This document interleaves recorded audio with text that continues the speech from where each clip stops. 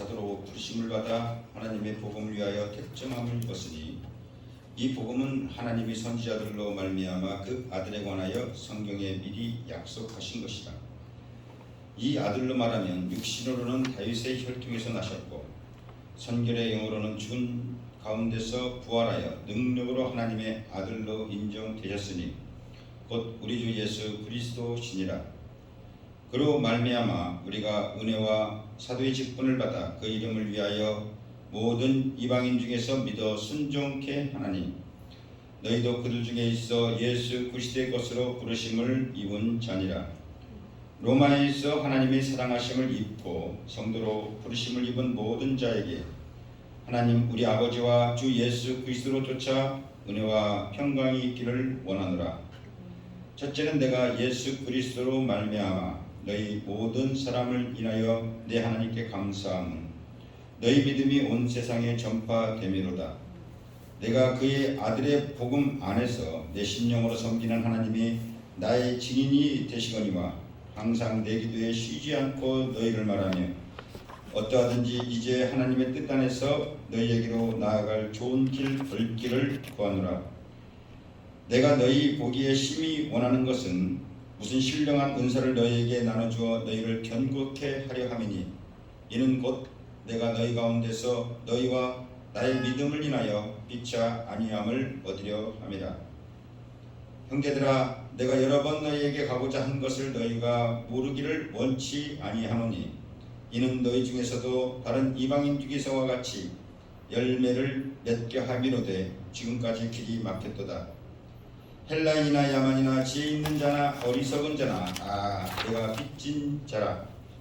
그러므로 나는 할 수 있는 대로 로마에 있는 너희에게도 복음 전하기를 원하노라.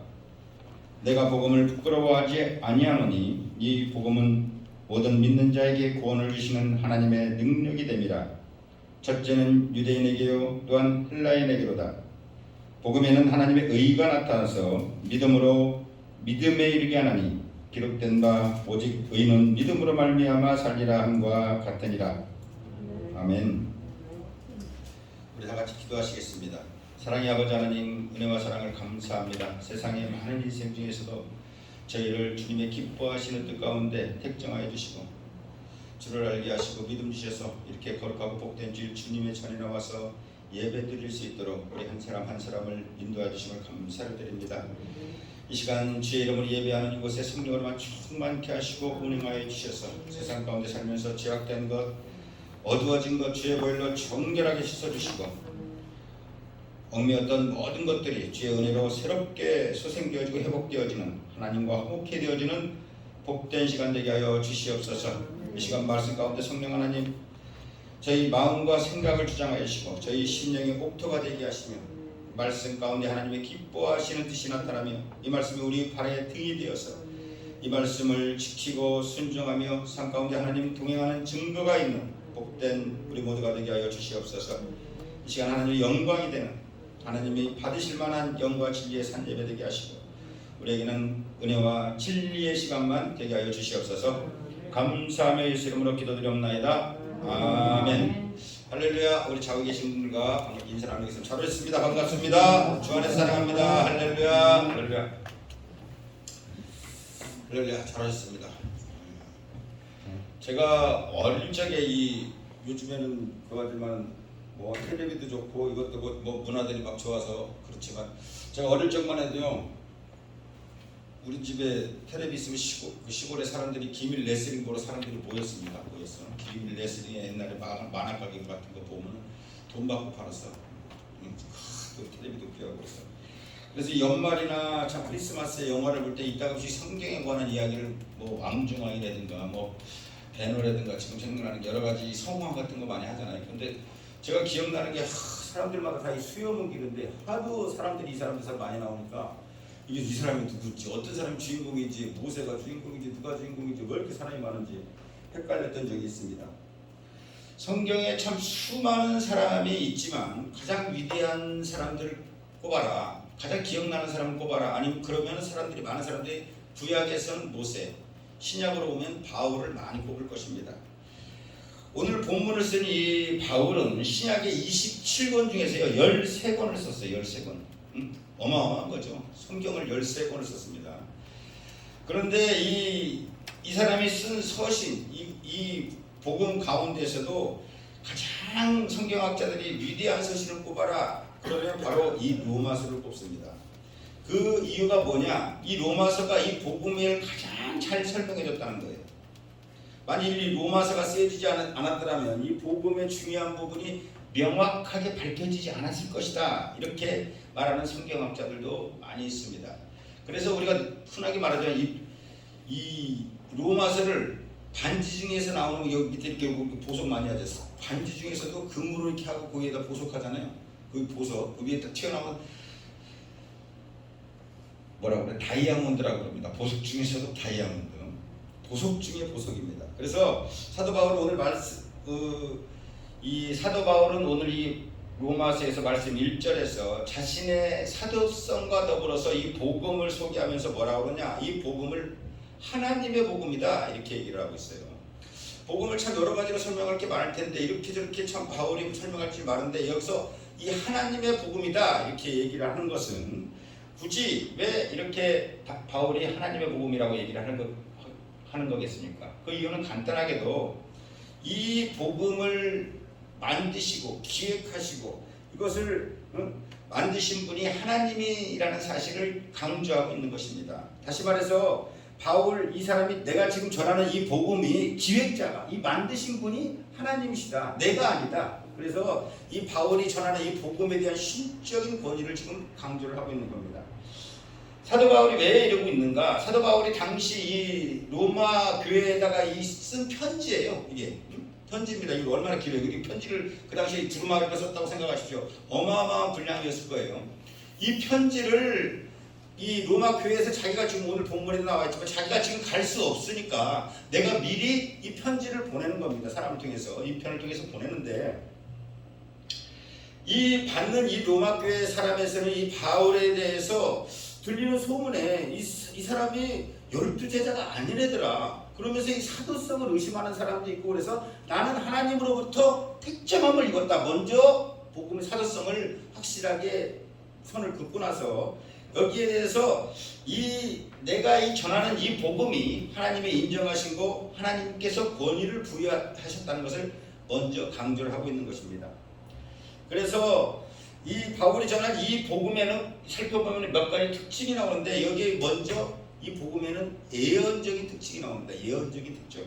이 예언적이라는 걸 할 때 우리가 먼저 뭐 신비하거나 어디 가서 점을 보거나 뭐 이런 것들이 아니고, 보면 로마서 1장 2절에 이 복음은 하나님께서 선지자를 통해서 그 아들에 관하여 성경에 미리 약속하신 것이다, 이렇게 말하고 있는데, 그래서 바울이 자신이 전하는 이 복음이 어느 날 갑자기 생기고 어떤 사람이 갑자기 뭐 날조하거나 조작해서 만든 것이 아니라 하나님께서 이미 오래전, 바로 구약시대서부터 오래전 선지자를 통해서 미리 예고하시고 약속하신 것이다, 이렇게 얘기를 하고 있는 것입니다.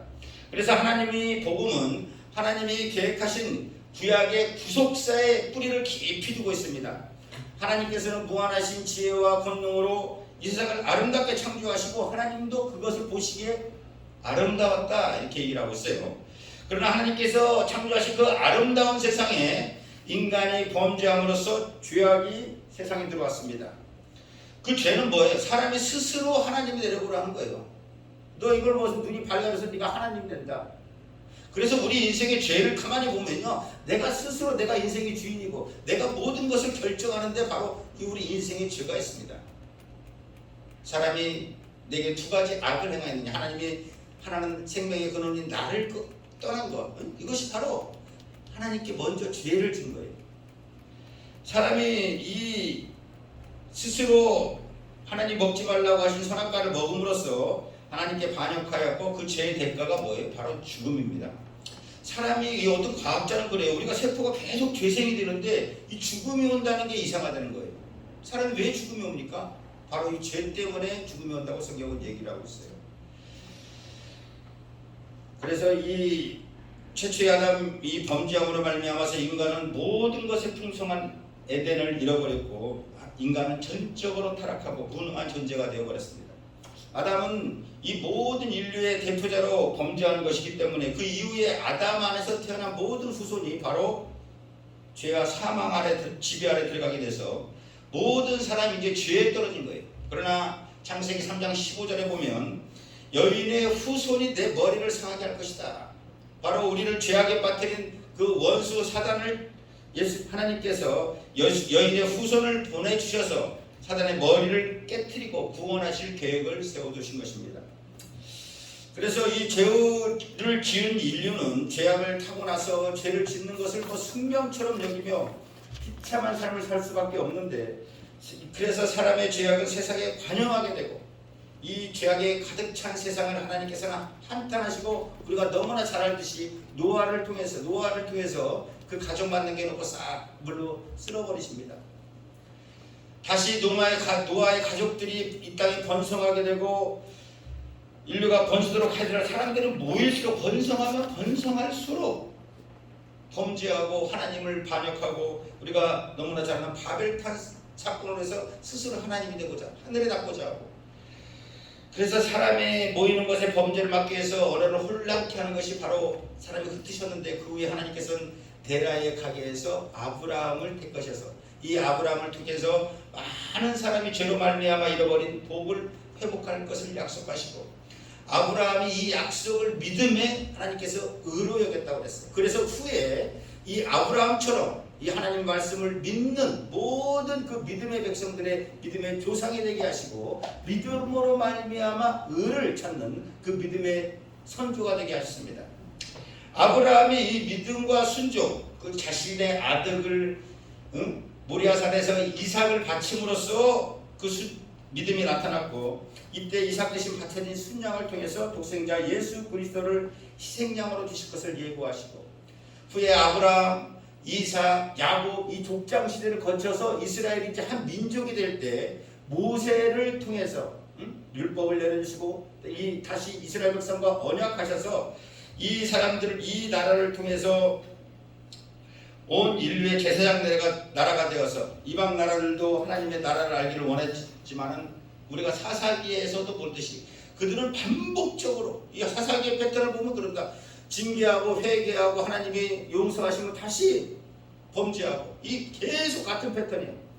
그래서 번번이 하나님을 반역함으로써 하나님을 반복하면서 그들에게 이제 나는 우리에게 스스로 왕을 줘라. 하나님 안 보이는 하나님 말고 우리에게 보이는 왕을 줘라 해서 사울을 세우고, 하나님께서 불순종하는 또 사울을 피하시고 다윗을 세워서 이 다윗이 내 마음에 합한 자다. 그래서 이 다윗의 일을 내가 영원하게 할 것이다. 이렇게 약조를 하시고, 이 이스라엘 왕조는 어떻게 됐어요? 대대로 대가 내려올수록 계속 범죄하고 하나님을 반역하고, 그때마다 하나님은 블레셋, 아스루, 바벨론 또 로마를 통해서 징계하시며 드디어 성경에 하나님께서 미리 약속하신 대로 다윗의 혈통 가운데 하나님의 아들 예수 그리스도를 보내주신 것입니다.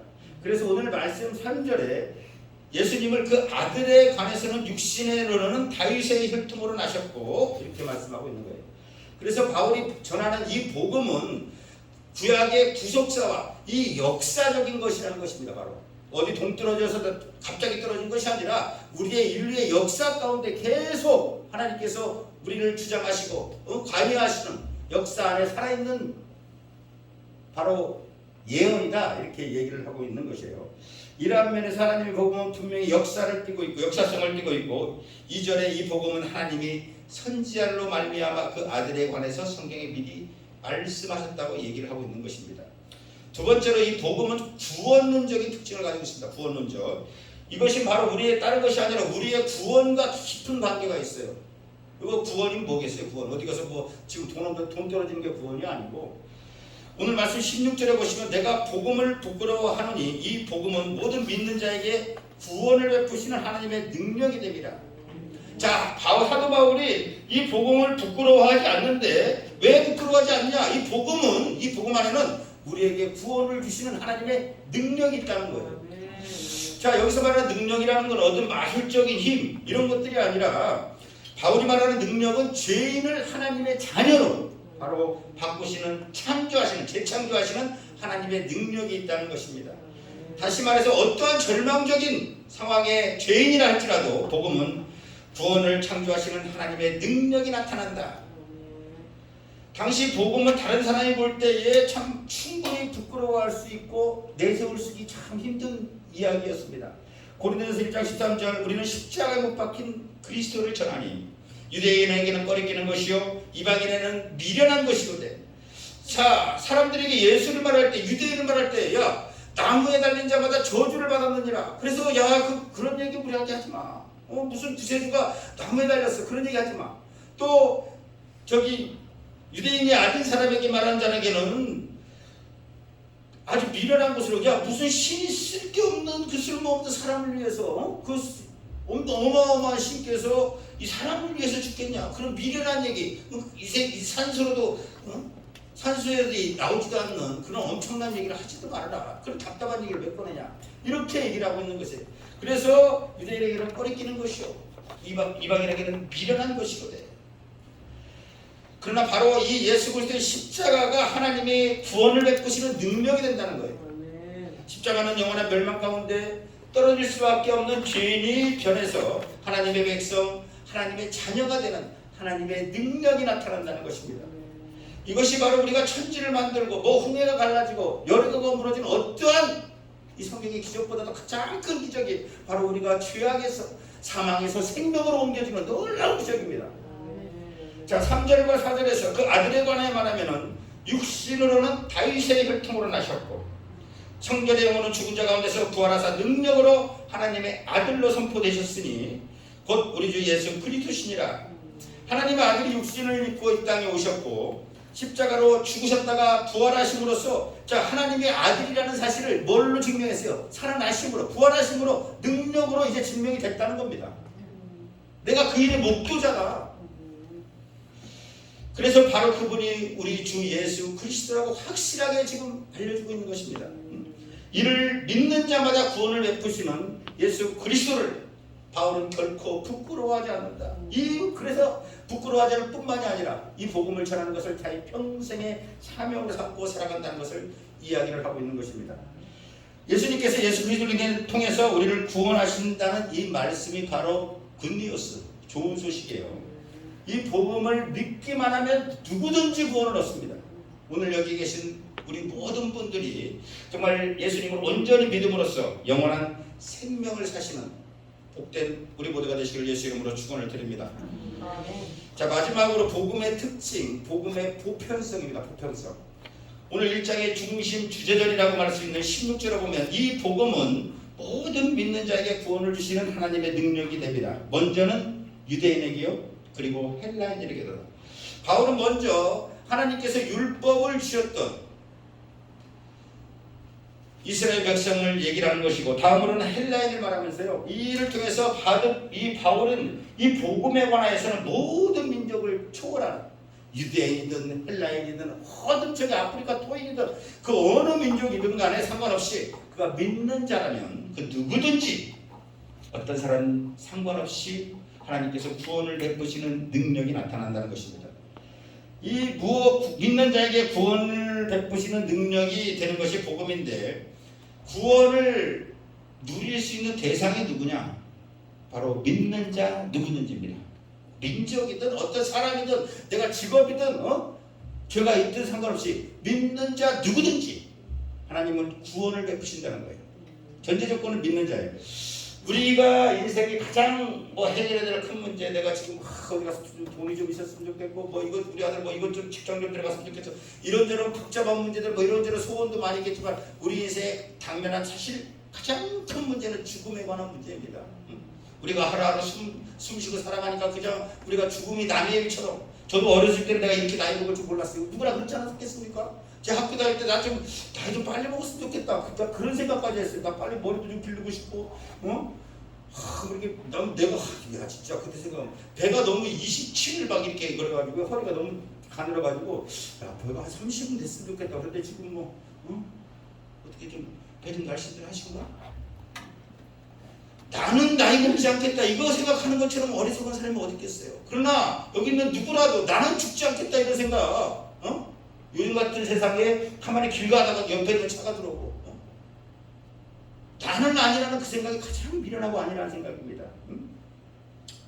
그래서 이 죽음에 대한 이 문제를 해결을 해야 되는데 이 문제를 하나님께서는 예수님을 통해서 해결하시고 예수를 믿는 자에게 누구든지 구원을 선물로 주시겠다는 거예요. 믿는 자 누구든지. 또한 이 복음에는 하나님의 의가 나타난다는 것입니다. 이거 오늘 굉장히 중요한 얘기예요. 17절 복음에는 하나님의 의가 나타나서 이 복음에 하나님의 의로우심이 나타난다는 거예요.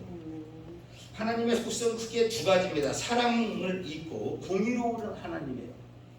사랑하지만 말하자면 재판장처럼 공의로운 하나님입니다. 이 재판이 공의롭지가 않으면 누구한테 사랑이 이렇게 많냐고 누구한테는 이렇게 하고 그러면 평등하지가 않잖아요. 근데 이 하나님이 사랑하시는 인간이 범죄해서 죽게 됐습니다.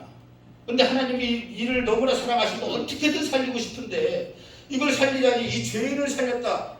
그래서 참수하는 마귀나 이런 사람들 때문에 하나님의 공의가 위배되는 것이라. 이 두 가지 딜레마를 하나님께서 어떻게 해결하시냐 바로 예수 그리스도 안에서 해결을 했다는 거예요.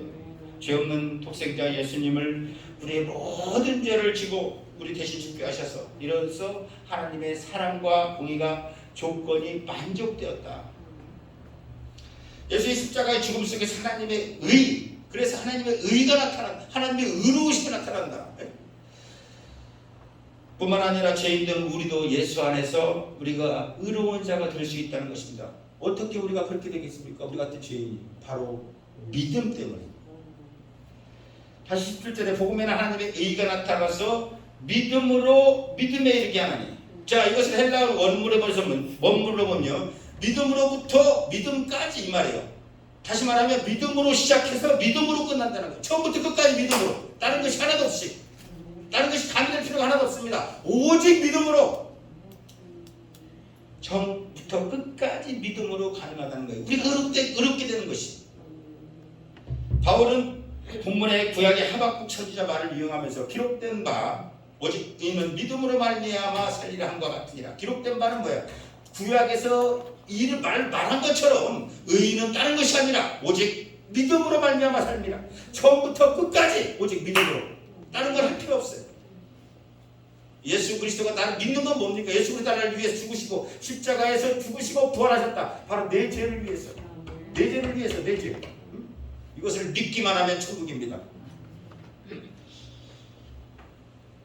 이 말씀이 우리 오직 의인은 믿음으로 말미암아 살리라. 이것이 굉장히 유명한 구절이에요. 이 말씀 우리에게 유명하게 된 그것이 바로 우리가 너무나 잘 아는 마틴 루터 때문입니다. 마틴 루터가 누구예요? 종교개혁자입니다.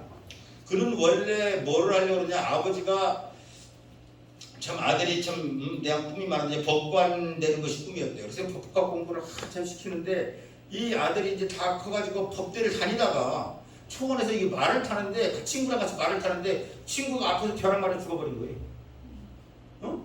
여러분 한번 생각해 보세요.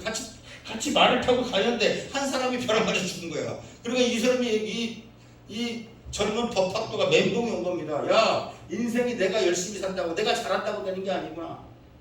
그래서 이것이 아버지가 말림에도 불구하고 수도사로 들어갔어요. 수도사로. 참 이 젊은 법학도가 유망한 법학도가.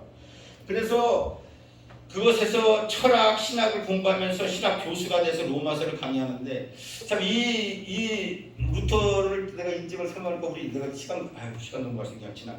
우리 신학 교수가 서울대학교 나왔는데 자기가 서울대학교를 다니다 졸업하고 말하자면 여기 회도닥 해가지고 서울대학교 나와서 그렇게 힘들잖아요. 근데 그런 사람들이 나중에 보니까 학문적으로 재능이 있어서 그런지 지금도 교수를 하더라고. 그러면서 이 여자가 만나는 거에 대해서 특별히 얘기를 하는데 자기가 대학교 가서 솔직히 그 하는데 누가 자기한테 오겠냐. 신학생이고 그런데 명동에서 누가 만나서 명동에서 만나자. 그래서 명동에서 만났는데 오늘 5분 빼주셔 이거. 그 명동에서 만나자 그래서 만났는데 여자는 그 학교 선생했나 봐요. 그래서 명동에서 자기는 공부신식 하얀 공부신 깨끗하게 닦으시고 이렇게 갔는데 여자가 학교 선생했는지 저 그러면 저기 교편 생활은 계속 해도 되나요? 이렇게 물어보더래요. 그래서 그런데 야 교수가 그러는 거예요. 여기서 중요합니다. 말을 잘해야 됩니다. 책상을 치면서 내가 먹여 살립니다. 딱 이렇게 하고 딱 부무실 주고 계산하고 자기가 나왔다는 거야. 그리고 나중에는 결혼하고 난 다음에 일하라고 보내세요.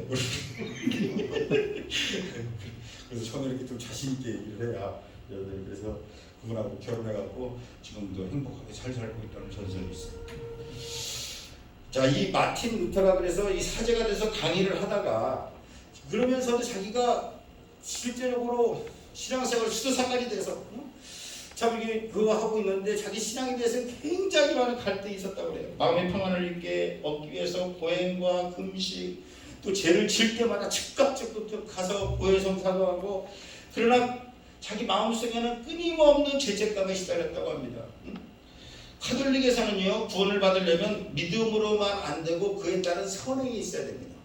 그래야지 구원을 받는 거예요. 이 연옥교리가 있어서 그렇지 못하면 연옥에서 불 속에서 한참 불 가운데 고생을 좀 하다가 거기서 이제 딸끄닥 올라간다는 거예요, 천국으로. 그러니 불 속에 달궈질 생각을 하니까 믿어도 이거 믿는 것 같지가 않고.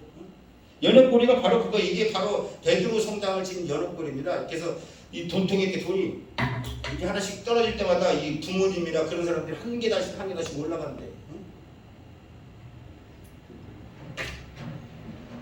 루터가 이 가르친 대로 선행을 끊임없이 하고 고행을 했지만 마음에 항상 평안하고 갈급하고 그러던 중에 학생들의 이 로마서를 가르치다가 가만히 보니까 이 바울이 지금 이 구절에서 말하는 바울이 말하는 이 로마서의 교리와 내가 지금 이 카톨릭에서 말하는 교리가 뭔가 상충된다. 이 행위 구원론과 맞지가 않다. 의인은 오직 믿음으로 말미암아 살리라. 이것을 발견한 다음에 그것을 이해하고 이건 내가 행위가 아니라 바로 구원은 그리스도께서 거저주시는 선물이라는 것을 깨달은 거예요. 여기 우리 행위로 구원받을 사람 아무도 없습니다. 여러분이 아무리 여기 나가서 산에 나가서 뭐 폭포 밑에 가서 30년을 앉아있고 여기서 벚꽃 양재물 여기 껍데기 다 벗겨서 아무리 하얗게 해도 우리 죄는 하나도 없어지지가 않아요. 그래서 갈라디아 2장 16절에 사람이 의롭게 되는 것은 율법의 행위로 나는 것이 아니요 오직 예수 그리스도를 믿는 믿음으로 말미암는 줄을 아는 거로 우리도 예수 그리스도를 믿나니 이는 우리의 행위가 율법의 행위가 아니고 그리스도를 믿음으로써 의롭다 함을 얻으려 합니다. 율법의 행위로는 의롭다 함을 얻을 육체가 아무것도 없느니라. 율법을 행위로 여러분 어떻게 해보려고 도전을 하지 마세요. 러시아에다가 지금 파인애플 갖다 심으면 나겠어 안 나겠어? 몇 천 년 동안 거기서 해서 6천 년 동안 이 성경에 수많은 사람들이 율법으로는 의롭다 함을 받을 육체가 없대. 근데 내가 어떻게 한번 해보려고 저기 러시아 허브를 통과서 시베리아 가서 방해 먹고 서 있어야 되겠어요? 뭐 찍어봐야 되겠어? 테델레스타 이것 때문에 예수님께서 수박고 무거운 진진자들아 율법의 모든 짐을 벗겨주려고 예수님께서 십자가에서 죽으셨습니다. 그럼 왜 십자가에 죽어 예수님이? 할 수 있으면 네가 열심히 해보라고 그러지. 여기서 바로 우리가 종교 개혁을 일으키는 이신칭의의 교리가 나온 거예요. 이신칭의의 교리가 굉장히 아주 좋은 교리입니다. 왜? 이것이 아주 공평하고 정직한 구원이에요. 부자나 가난한 자나 많이 배운 자나 못 배운 자나 그가 병든 자든 건강한 자들이 오직 믿기만 하면 구원이야. 아무 조건이 없습니다. 가졌든 못 가졌든 내가 예수 그리스도를 믿기만 하면 거기에서 하나님이 의롭다 여기신다. 그래서 바로 믿음으로 말미암는 의. 그래서 누구를 막느라고 똑같이 구원은 하나님을 믿는 믿음에서 우리의 구원이 얻어지는 것입니다. 그럼에도 불구하고 참 믿음으로 구원받는 거 우리가 믿어보지만 참 쉽습니까? 아니요. 차라리 그냥 어디 가서 참 눈에 보이는 선행을 해서 구원받으라면 더 편해요. 보이지 않는 하나님을 믿고 이 세상에서 살아간다는 것이 얼마나 막막하고 허전합니다. 왜? 이 믿는다는 것은요 보이지 않는 이 육신의 한계를 넘어서 성령 하나님과 연결돼야 돼요. 그래야지 우리가 믿음을 가질 수가 있습니다. 그래서 우리가 전도하다 보면 어떤 사람은 쉽게 우리한테 넘어오는 사람이 있고 어떤 사람은 믿는 것 같지만 그 안에 믿음은 없이 교회에 나와서 여전히 예배당에 나와서도 생각은 돈에 가 있고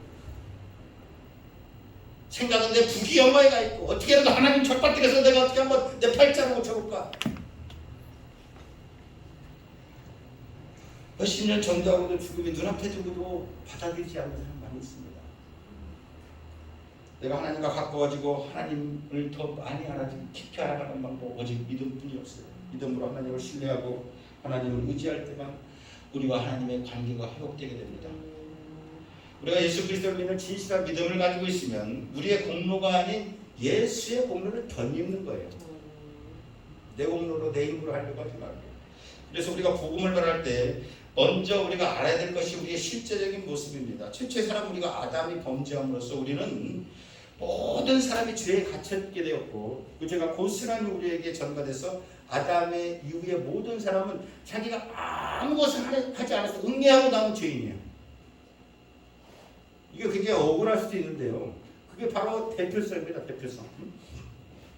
자기가 좋든 싫든 아무 자기의 의지와 상관없이 이미 죄인의 신분으로 태어나는 거예요. 그래서요 사람이 가만히 보세요. 가장 하기 쉬운 게 죄 짓는 거예요. 장미꽃에서 장미가 나오듯이 우리가 죄인이기 때문에 우리 안에 죄가 있기 때문에 죄가 나오게 된다는 것입니다. 그런데 우리가 저절로 생겼습니까? 이 죄는 어디서 나왔겠어요? 우리는 모두가 다 죄인이기 때문에 우리는 하나님의 진노 아래 놓였던 자입니다. 그래서 성경은 의인은 없나니 하나도 없고 모든 사람이 죄를 범했다고 얘기를 하고 있습니다. 하나님의 의롭다움을 얻을 사람이 한 사람이 없다는 것을 성경은 분명하게 가르쳐주고 있습니다. 세상에서 가장 추악하고 더러운 죄를 안고 살면서 그걸 죄인 줄을 모르고 그게 기쁨인 줄 알고 그게 환인 줄 알고 멸망의 일로 나아가는 것이 우리의 슬픈 자아상입니다. 우리를 아무리 내가 의롭게 가장해보고 그 모양을 아무리 뽀드락뽀드락하게 폼나고 바꿔봐도 하나님 앞에서 우리가 벌껴 심판대 앞에서 보면 저쪽으로 후퇴하고 무능하여서 아무 소망도 없는 것이 우리네 인간의 모습이라고 성경은 진단하고 있어요. 이 상황에서 우리를 건질 것이 누굽니까? 우리는 전적으로 자 죽은 사람, 사는 사람은 이렇게 꼬집으면 감각이 있지만 죽은 사람 인두로 치셔도 감각이 있어요, 없어요? 우리는 완전히 부패해서 아무런 죄와 허물로 죽었다고 그랬어요, 성경은. 이미 죽었습니다. 우리가 어떻게 해볼 수가 없어요. 우리가 하나님께 나아갈 수가 없어요. 하나님께서 우리에게 오셔서 하나님께서 우리를 이끌어 주셔야 외부에서 우리 구원이 와야 되는 거예요. 그래서 바로 우리 죄를 위해서 죽으시고 구원하신 예수님 한 분밖에 우리 구원자가 없는 것입니다. 하나님 아버지와 세상을 창조하신 그분이 소망 없는 우리를 위해서 이 땅에 내려오셔서 율법 아래 순종하여서 살으시고 하나님을 떠나 방황하는 우리를 위해서 불쌍히 여겨주시고 약한 것, 병든 것, 아픈 것들을 다루 만져주시고 더러운 우리의 모든 죄악을 짊어지시고 십자가에 죽으셨습니다. 성경대로 선지자의 예언대로 예수님께서 우리의 모든 죄악을 짊어지시고 한 마리 어린 양이 되어서 우리의 모든 죄를 담당하시고 그 능력으로 부활하셔서 우리의 모든 죄를 상하시고 그의 행하신 모든 일을 믿는 자 모두에게든지 이 일을 받아들이는 누구에게든지 바로 구원을 값없이 선물로 주시겠다는 거예요. 한때 스테반을 돌로 쳐 죽이고 이 예수 믿는 자를 엄청나게 핍박해서 정말 광적으로 국문을 들고 다메섹 도상으로 찾아가는 이 국문을 쓴 이 사도 바울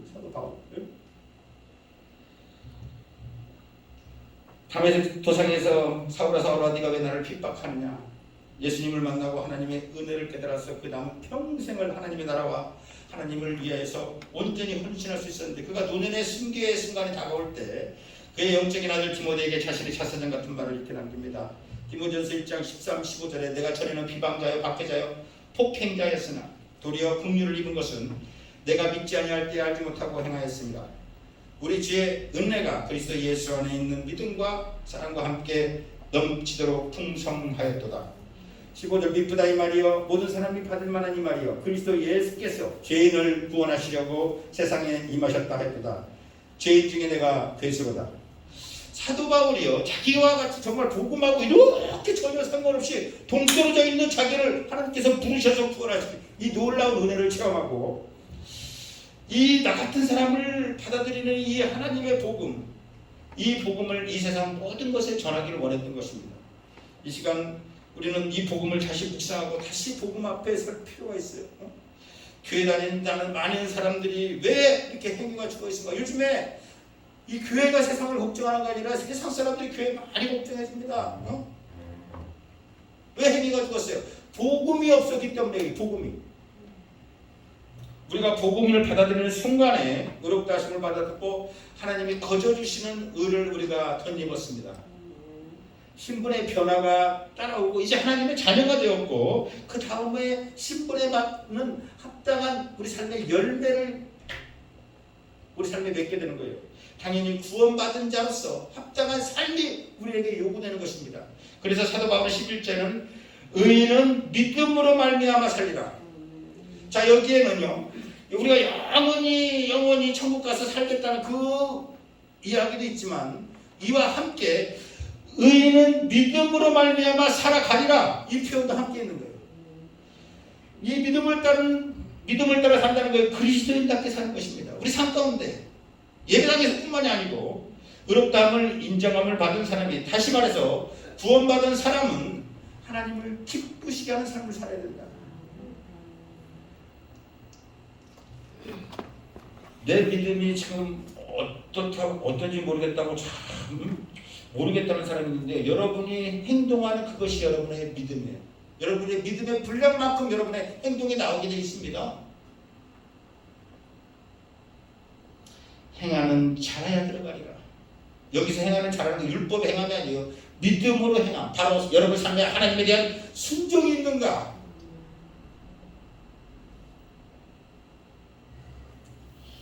오늘날 이 잘못된 믿음의 형태로 인해 우리들이 예수님을 오히려 믿는다 하면서 하나님의 예수님의 영광 가리지 않도록 날마다 말씀이 거울에 내 모습을 비춰보면서 잘못된 걸 끊어버리고 정말 바른 믿음의 삶을 살아가길 바랍니다. 이것이 바로 우리의 경쟁력이에요. 하나님이 우리에게 제한점을 주는 것. 삼손에게 머리 자르지 마라. 너 나가서 이렇게 독지 마시지 마라. 식혜 말리지 마라. 이런 것들은 우리에게 불편하게 하고 우리를 옥죄려고 하는 것이 아니라 이 제한점에서 바로 삼손의 놀라운 힘이 나옵니다. 바로 믿는 자의 힘은 바로 이 제한점에 나오는 거예요.